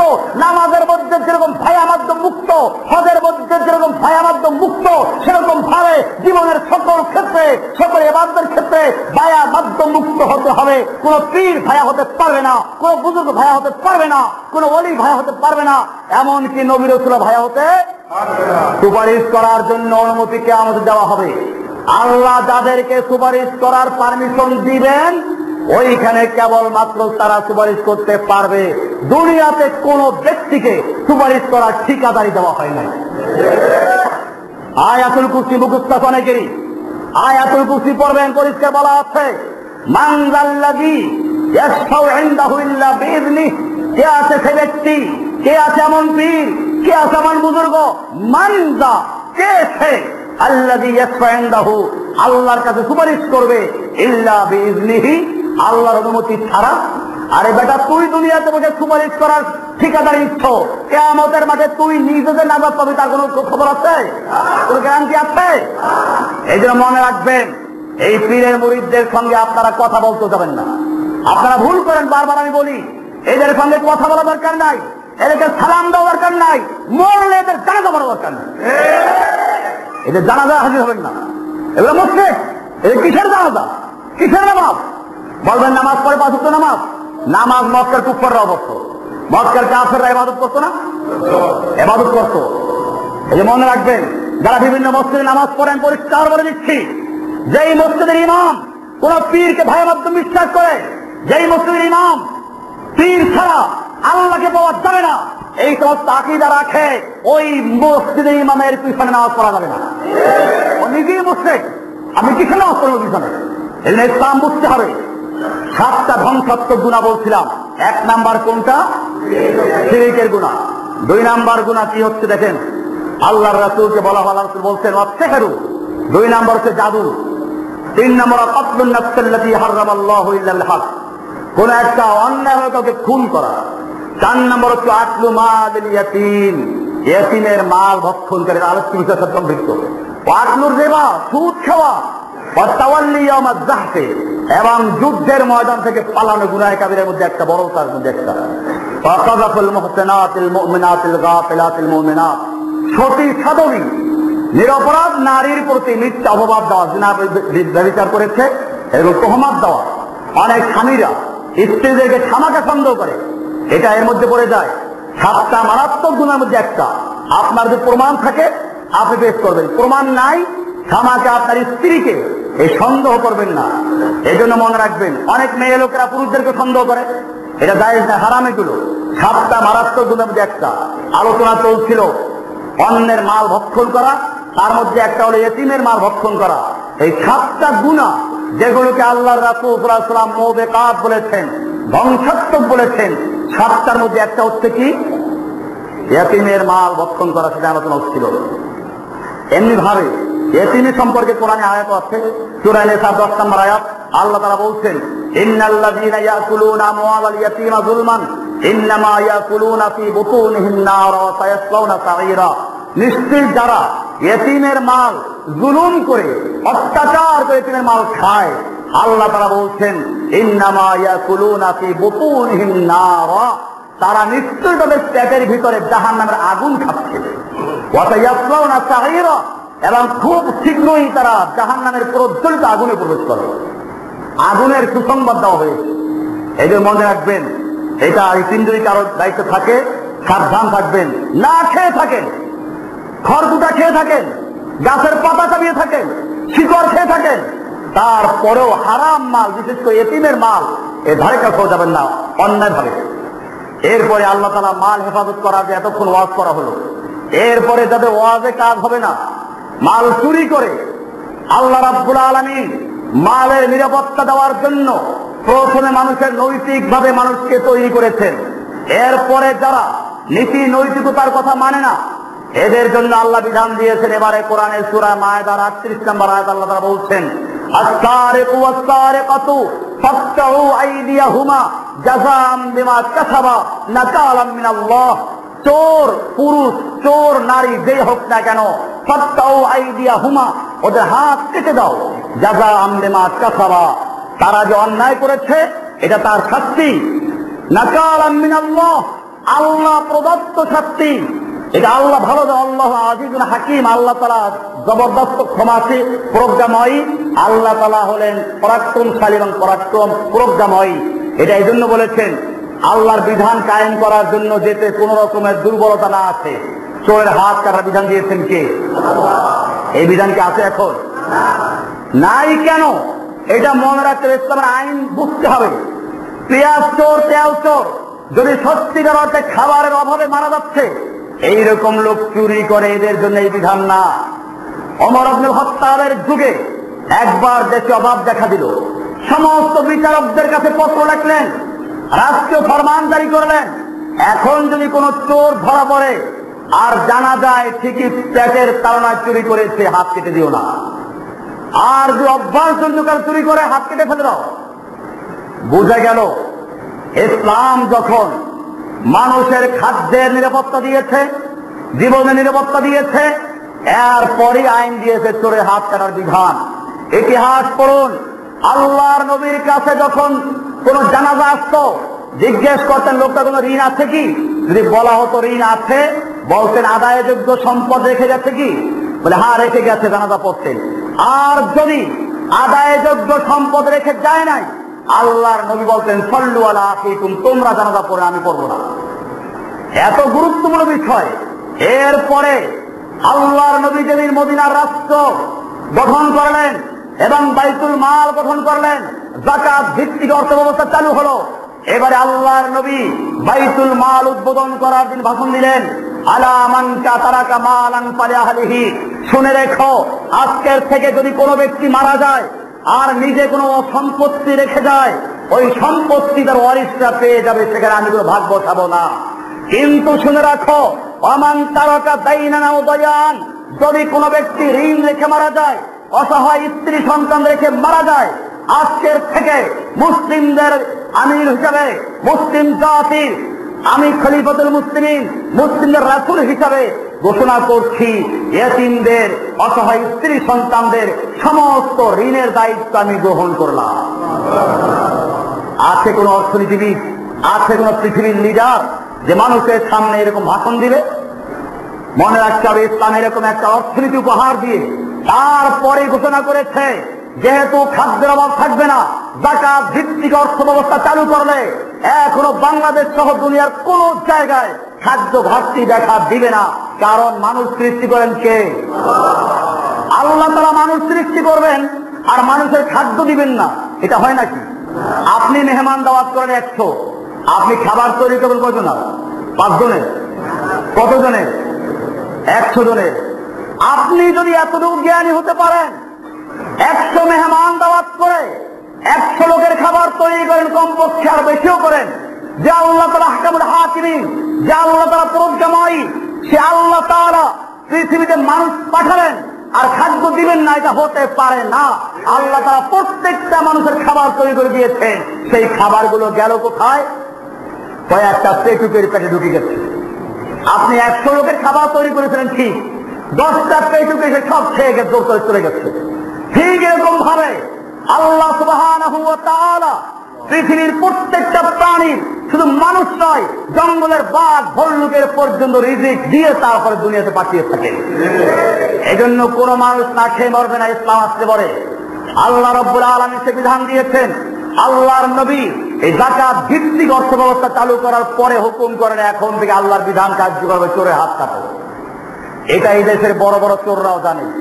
চোরের বিধান কায়েম হলে এদেশের পেঁয়াজ চোর, তেল চোর আর গ্রামের মুরগি চোরের হাত কাটার আগে যারা অফিসে বসে লক্ষ লক্ষ টাকা এক একজনের থেকে কেটে নিয়ে যায় কলমের খোঁচায়, এই বড় বড় চোরদের হাতগুলো আগে কাটাতে হবে। ভাইরা আমার, এই জন্য মানুষকে বুঝাতে হবে, ইসলামের বিধান জানাতে হবে। চোরের হাত কাটা বিধানটা কি জিনিস আমার জাতি এটা জানে না। নতুবা মানুষ যেখানে একজন নেতা নেত্রীর জন্য জান দিতে প্রস্তুত, আমি বিশ্বাস করি এই বাংলাদেশের মানুষ আল্লাহর বিধানকে বুঝতে পারলে আল্লাহর বিধান কায়েমের জন্য জান দিতে প্রস্তুত হবে ইনশাআল্লাহ। সেজন্য তোমাদের কাজ করতে হবে, মানুষের সামনে কোরআনের সৌন্দর্য তুলে ধরতে হবে। আমি আলোচনা করছিলাম মালের হেফাজত করার জন্য আল্লাহ বিধান দিয়েছেন চোরের হাত কেটে দাও। এই চোরের হাত কাটার বিধান বাস্তবায়ন করলে আমি বলি, আপনি সোনার মদিনায় গিয়ে দেখুন আর সোনার বাংলাকে তুলনা করুন। সোনার মদিনা হাইয়া আলাস সালাহ আযান হয়ে গেল, সব স্বর্ণের দোকান পর্যন্ত কালো পর্দা ঝুলিয়ে চলে গেছে, মসজিদে কোনো চোরের ভয় নাই। আর সোনার বাংলায় ভালো একজোড়া জুতা নিয়ে আসলে ভয় থাকে, জুতারা চুরি হয়ে গেল। আমার ভাইয়েরা, আল্লাহর নবী মক্কা বিজয় করলেন। মক্কা বিজয়ের 3 দিনের মাথায় চুরি হয়ে গেল। চুরিটা করলো কুরাইশ বংশের একজন সম্ভ্রান্ত নারী, বনু মাখজুম গোত্রের এক মহিলা। মক্কার নেতারা সবাই চিন্তায় পড়ে গেলে, এই মহিলার হাত কাটা গেলে কুরাইশ বংশের নাক কাটাদের বদনাম হয়ে যাবে, ইতিহাস হয়ে থাকবে। আল্লাহর নবীর কাছে এটা সুপারিশ করা যায় কিভাবে অন্য বিচার করার জন্য। হাদিসটা বুখারী শরীফের 3475 নম্বর হাদিস, আপনারা পড়ে নেবেন। এখন সাহাবায়ে কেরাম মক্কার নেতারা সাহাবা হয়ে গেলেন, তখন মক্কা বিজয় সব মুসলিম হয়ে গেলেন। চিন্তা করতে লাগলেন নবীর কাছে সুপারিশ করলে বিষয়টা বোধহয় সহজ হয়ে যাবে, হাত না কেটে পারা যাবে, কিন্তু নবীর কাছে বলবে কি? সবাই গিয়ে আল্লাহর নবীর এক পালক পুত্র ছিল যায়েদ, এই পালক পুত্রের ছেলে ছিল উসামা। উসামা বিন যায়েদকে সবাই ধরলো, তুমি গিয়ে আল্লাহর নবীর কানে কানে একটু বলো, ইয়া রাসূলুল্লাহ, কুরাইশ বংশের একজন মহিলা চুরি করেছে, হাত কাটা গেলে বদনাম হয়ে যাবে। ইয়া রাসূলুল্লাহ, আপনিও তো কুরাইশ বংশের লোক, আপনারও বদনাম হয়ে যাবে। একটু তেল মালিশ করলো। তারপরে মহিলার নাম হচ্ছে ফাতেমা, আপনার ছোট মেয়ের নামে নাম। আল্লাহর নবী যখন এই কথা শুনলেন, চেহারা রাগে লাল হয়ে গেল। আল্লাহর নবী খুতবা দেওয়ার জন্য দাঁড়িয়ে গেলেন। ফাকাল রাসূলুল্লাহ সাল্লাল্লাহু আলাইহি ওয়াসাল্লাম, আতাশতাউ ফি হাদ্দিন মিন হুদুদিল্লাহ, ও আমার সাহাবীরা, তোমরা কি আল্লাহর সেই সীমানা, আল্লাহর হুদুদ, আল্লাহর বিধান পরিবর্তন করার ব্যাপারে সুপারিশ করছো? সুম্মা কামা ফাখতাবা, আল্লাহর দাঁড়িয়ে খুতবা দিলেন। সুম্মা ক্বালা, এরপরে বললেন, ইন্নামা হালাকাল্লাযীনা ক্বাবলাকুম, জেনে রাখো তোমাদের পূর্বের যত জাতি আসমানি কিতাব যাদেরকে দেওয়া হয়েছিল তারা ধ্বংস হলো কেন? কানু আন্নাহুম কানু ইযা সারাকা ফীহিমুশ শরীফ তারাকুহু, তাদের মধ্যে বড় লোকেরা চুরি করলে তখন তাকে ছেড়ে দিত। ওয়া ইযা সারাকা ফীহিমুদ দাঈফ আকামু আলাইহিল হদ, আর দুর্বল গরীব মানুষেরা চুরি করলে তার উপর হদ কায়েম করত। ওয়াইমুল্লাহি, এবারে শোনো, আল্লাহর কসম করে বলছি, লাউ আন্না ফাতেমা বিনতে মুহাম্মাদিন সারাকাত, আজকে কুরাইশ বংশের মেয়ে ফাতেমা যদি চুরি করেছে, ফাতেমা কেন, আল্লাহর নবী মুহাম্মাদের কন্যা যদি ফাতেমা চুরি করত, লাকাতাতু ইয়াদাহা, আমি আল্লাহর বিধান বাস্তবায়ন করার জন্য, আল্লাহর হক কায়েম করার জন্য, আল্লাহর আইন রক্ষা করার জন্য আমি তার হাত পর্যন্ত কেটে ফেলতাম। আল্লাহর নবীর কড়া ভাষণ। আল্লাহর নবী আরো পরিষ্কার করে দিলেন সূরা রাদের 41 নম্বর আয়াত দিয়ে, আল্লাহু ইয়াহকুমু লা মুআক্কিবা লিহুকমিহি, জেনে রাখো আল্লাহু ইয়াহকুমু, আল্লাহ তাআলা বিধান দিয়েছেন, লা মুআক্কিবা লিহুকমিহি, এই আল্লাহর হুকুমকে পশ্চাতে ফেলে দেওয়ার অধিকার কারণ নাই, কোন মন্ত্রীর নাই, কোন এমপির নাই, কোন সংসদের নাই, কোন ব্যক্তির নাই, হুকুম দেওয়ার মালিক কে? সুতরাং যারা আল্লাহর জমিনে বসে আল্লাহর দেওয়া বিধান, চোরের হাত কাটার আইনকে বাতিল করেছে, সেই ব্যক্তি ঈদের নামাজ পড়ুক, জুমা পড়ুক, 5 ওয়াক্ত নামাজ পড়ুক, রোজা রাখুক, মুসলিম দাবি করুক, সব কিছু হতে পারে, মুসলিম হতে পারে না। ভাইয়েরা আমার, পরিষ্কার বিধান আল্লাহ। আল্লাহ তাআলা বলেছেন, আল্লাহু ইয়াহকুমু লা মুআক্কিবা লিহুকমিহি, আল্লাহ বিধান দিয়েছেন, আল্লাহর বিধানকে পশ্চাতে ফেলে দেওয়ার অধিকার কারো নাই। সূরা রাদের 41 নম্বর আয়াত। এমনি ভাবে চোরের হাত কাটা বিধান গেল। এরপরে ছিনতাই করে যারা, আল্লাহ তাআলা বলছেন কোরআনের সূরা মায়েদার 33 নম্বর আয়াতে, ইন্নামা জাযাউল লাযীনা ইউহারিবুনা আল্লাহ রাসূলাহু ওয়া ইয়াসআউনা ফিল আরদি ফাসাদান আন ইউকাত্তালু আও ইউসাল্লাবু আও তুকাত্তা আইদিহিম ওয়া আরজুলুহুম মিন খিলাফিন আও ইউনফাউ মিন আরদি যালিকা লাহুম খিযুন ফিদ দুনিয়া ওয়া লাহুম ফিল আখিরাতি আযাবুন আযীম। আল্লাহ তাআলা বলছেন, নিশ্চয়ই যারা দুনিয়াতে বসে আল্লাহ আল্লাহ রাসূলের সঙ্গে যুদ্ধ করে, তার মানে গন্ডগোল করে, সন্ত্রাস করে, ওয়ায়াসাউনা ফিল আরদি ফাসাদান, জমিনে ফাসাদ সৃষ্টি করে, ছিনতাই করে, ডাকাতি করে, আল্লাহ তাআলা বলছেন আন ইউকাত্তালু, এদেরকে হত্যা করা হবে। ওরা যদি হত্যা করে থাকে ওদেরকে হত্যা করা হবে। আও ইউসাল্লাবু, ওদেরকে ছুরি দেওয়া হবে। আও তুকাত্তা আইদিহিম ওয়া আরজুলুহুম মিন খিলাফিন, ওদের হাত এবং পা, একটা হাত একটা পা কেটে দিতে হবে, ডান হাত বাম পা অথবা বাম হাত ডান পা, এরকম কেটে দাও। মিন খিলাফিন আও ইউনফাউ মিন আযযাব, বন্দী করা হবে এদেরকে। যালিকা লাহুম খিযুন ফিদ দুনিয়া, এটা হচ্ছে ওদের দুনিয়ার শাস্তি। ওয়া লাহুম ফিল আখিরাতি আযাবুন আযীম, আখিরাতে ওদের কষ্টদায়ক শাস্তি তো আছেই। এরকম ভাবে আল্লাহ রাব্বুল আলামিন মালের নিরাপত্তা দেওয়ার জন্য সুদকে হারাম করে দিয়েছেন। ইনশাআল্লাহ বিষয়গুলো আগামী জুমাতে আরো আলোচনা হবে সুদ সম্পর্কে। এখন আবার জিজ্ঞেস করে দেখতে নিয়ে একটা জিনিস আছে, এমএলএম কোম্পানি। এটা আমি বারবার বলেছি, কোন মুসলিমরা এটাকে হালাল বলে ফতোয়া দেয় নাই, কোন সহি আলেমরা এটাকে জায়েজ বলে ফতোয়া দেয় নাই। এর মধ্যে আছে ধোঁকা, প্রতারণা। আরে এখন তো সরকার এদেরকে ধরেছে। আমি বলেছিলাম সিগারেট পান করা হারাম, এই জন্য এখন আর শরিয়াতে দলিল দরকার নাই। সিগারেটের গায়ে লেখা আছে ধূমপান স্বাস্থ্যের জন্য ক্ষতিকর, এটা সবাই স্বীকার করে।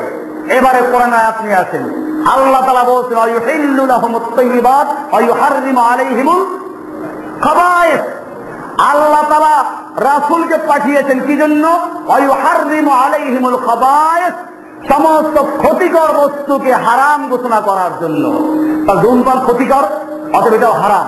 ঠিক এরকম ভাবে এমএলএম কোম্পানি, এটা যে এখন নাজায়েজ, এটার জন্য সরকারের ফতোয়া যথেষ্ট। সরকারকে পাকড়াও করছে, দোকাবাজি করছে, স্বীকার করছে এরা। বোঝা গেল এরপরে ছড়িয়ে দিচ্ছে নাজায়েজের কারণ কতগুলো, এখানে শর্ত আছে, এখানে ডান বামের কতগুলো ব্যাপার আছে, দালালি আছে। এক কারণে না, অনেকগুলো কারণ না যায়। সুতরাং যে সমস্ত ভাইয়েরা এই সমস্ত ডেস্টিনি অন্য কোন এমএলএম কোম্পানির সাথে জড়িত আছেন, তওবা করো, ইসলামের দাওয়াত কাজ করো। ডান বাম ইসলামের মধ্যে করো। তুমি একজনকে দাওয়াত দাও ইসলামের দিকে, সে আরো দুইজনকে দাওয়াত দিবে, বাম আর দুই দিকে দাওয়াত দিবে। এরকম দাওয়াতের কাজ করো, আখিরাতে সঞ্চয় হবে। এই দুনিয়ার মধ্যে ধান্দালি করো না, মানুষকে প্রতারণা করো না, ধোঁকা দিও না মানুষকে। বলছিলাম যে বিষয়টা এরকম সুদ হারাম ঘোষণা করেছেন, এটাও মাল হেফাজতের মধ্যে আছে। এরকম ভাবে আল্লাহ সুবহানাহু ওয়া তাআলা মাল হেফাজত করার জন্য বিধান দিয়েছেন। কোরআনের এই বিধানগুলো যারা মানে তারা মুমিন। আমি আলোচনা করছিলাম কয়েক জমা পর্যন্ত আল্লাহর বিধানকে শুরু হয়েছিল মূলত আন্তধর্ম বিবাহ থেকে, যে একটা আইন করা হচ্ছিল আন্তধর্ম বিবাহ, মানে ধর্মীয় ব্যাপারে বিবাহের কোনো বাধ্যতা থাকবে না, যে কোনো মেয়ে লোককে যে ধর্মের লোকে যে ধর্মকে বিয়ে করতে পারে, এরকম একটা সুর উঠেছিল। এবং এরপরে 18 বছর পর্যন্ত সন্তানের কোন ধর্মীয় পরিচয় থাকবে না। 18 বছরের পরে সে যেদিকে যায় যাবে, যে ধর্ম তাই গ্রহণ করবে, এইরকম একটা আইন করার জন্য সুর তুলেছিল। আলহামদুলিল্লাহ এটার ব্যাপারে সারা দেশ থেকে যখন প্রতিবাদ শুরু হয়েছে, আসতে করে না না আমরা এটা করি নাই, করতে যাই নাই। তো যাই হোক, ওইটাকে কেন্দ্র করে আমাদের আলোচনা শুরু হয়েছিল আল্লাহর আইন এবং বিধান, পরিষ্কার বিষয়। আল্লাহর আইন আজকে আলোচনা করলাম। মাল হেফাজত করার জন্য আল্লাহ তাআলা বিধান দিয়েছেন। এই চোরের হাত কাটার বিধান বিধান দিয়েছেন কে? এই বিধান বাস্তবায়ন হলে চোর থাকবে না ইনশাআল্লাহ। আমরা এই বিধানকে কায়েম করার জন্য তৈরি আছি ইনশাআল্লাহ। সারা বাংলাদেশে আমাদেরকে আবার মানুষকে বুঝাতে হবে, কোরআনের বিধান কায়েম করো, ওহীর বিধান কায়েম করো, সকল বিধান। আমাদের স্লোগান এটা, সকল বিধান বাতিল করো, ওহীর বিধান কায়েম করো। ওহীর বিধান, আমরা খালি কোরআন বলছি না, কারণ হাদিসের মধ্যে হাদিসও আছে। এই জন্য ওহী, হাদিস ওহীর অন্তর্ভুক্ত। ওহীর মাতলু হচ্ছে কোরআন, ওহীর গায়রে মাতলু কি? হাদিস। অতএব আপনারা বলবেন কি? সকল বিধান বাতিল করো, ওহীর বিধান কায়েম করো। আল্লাহ সুবহানাহু ওয়া তাআলা আমাদের সকলকে বিষয়গুলোকে বুঝার এবং আমল করার তৌফিক দান করুন। আমিন। ওয়া সাল্লাল্লাহু তাআলা আলা নবিয়িনা মুহাম্মদ ওয়া আলা আলিহি ওয়া সাহবিহি।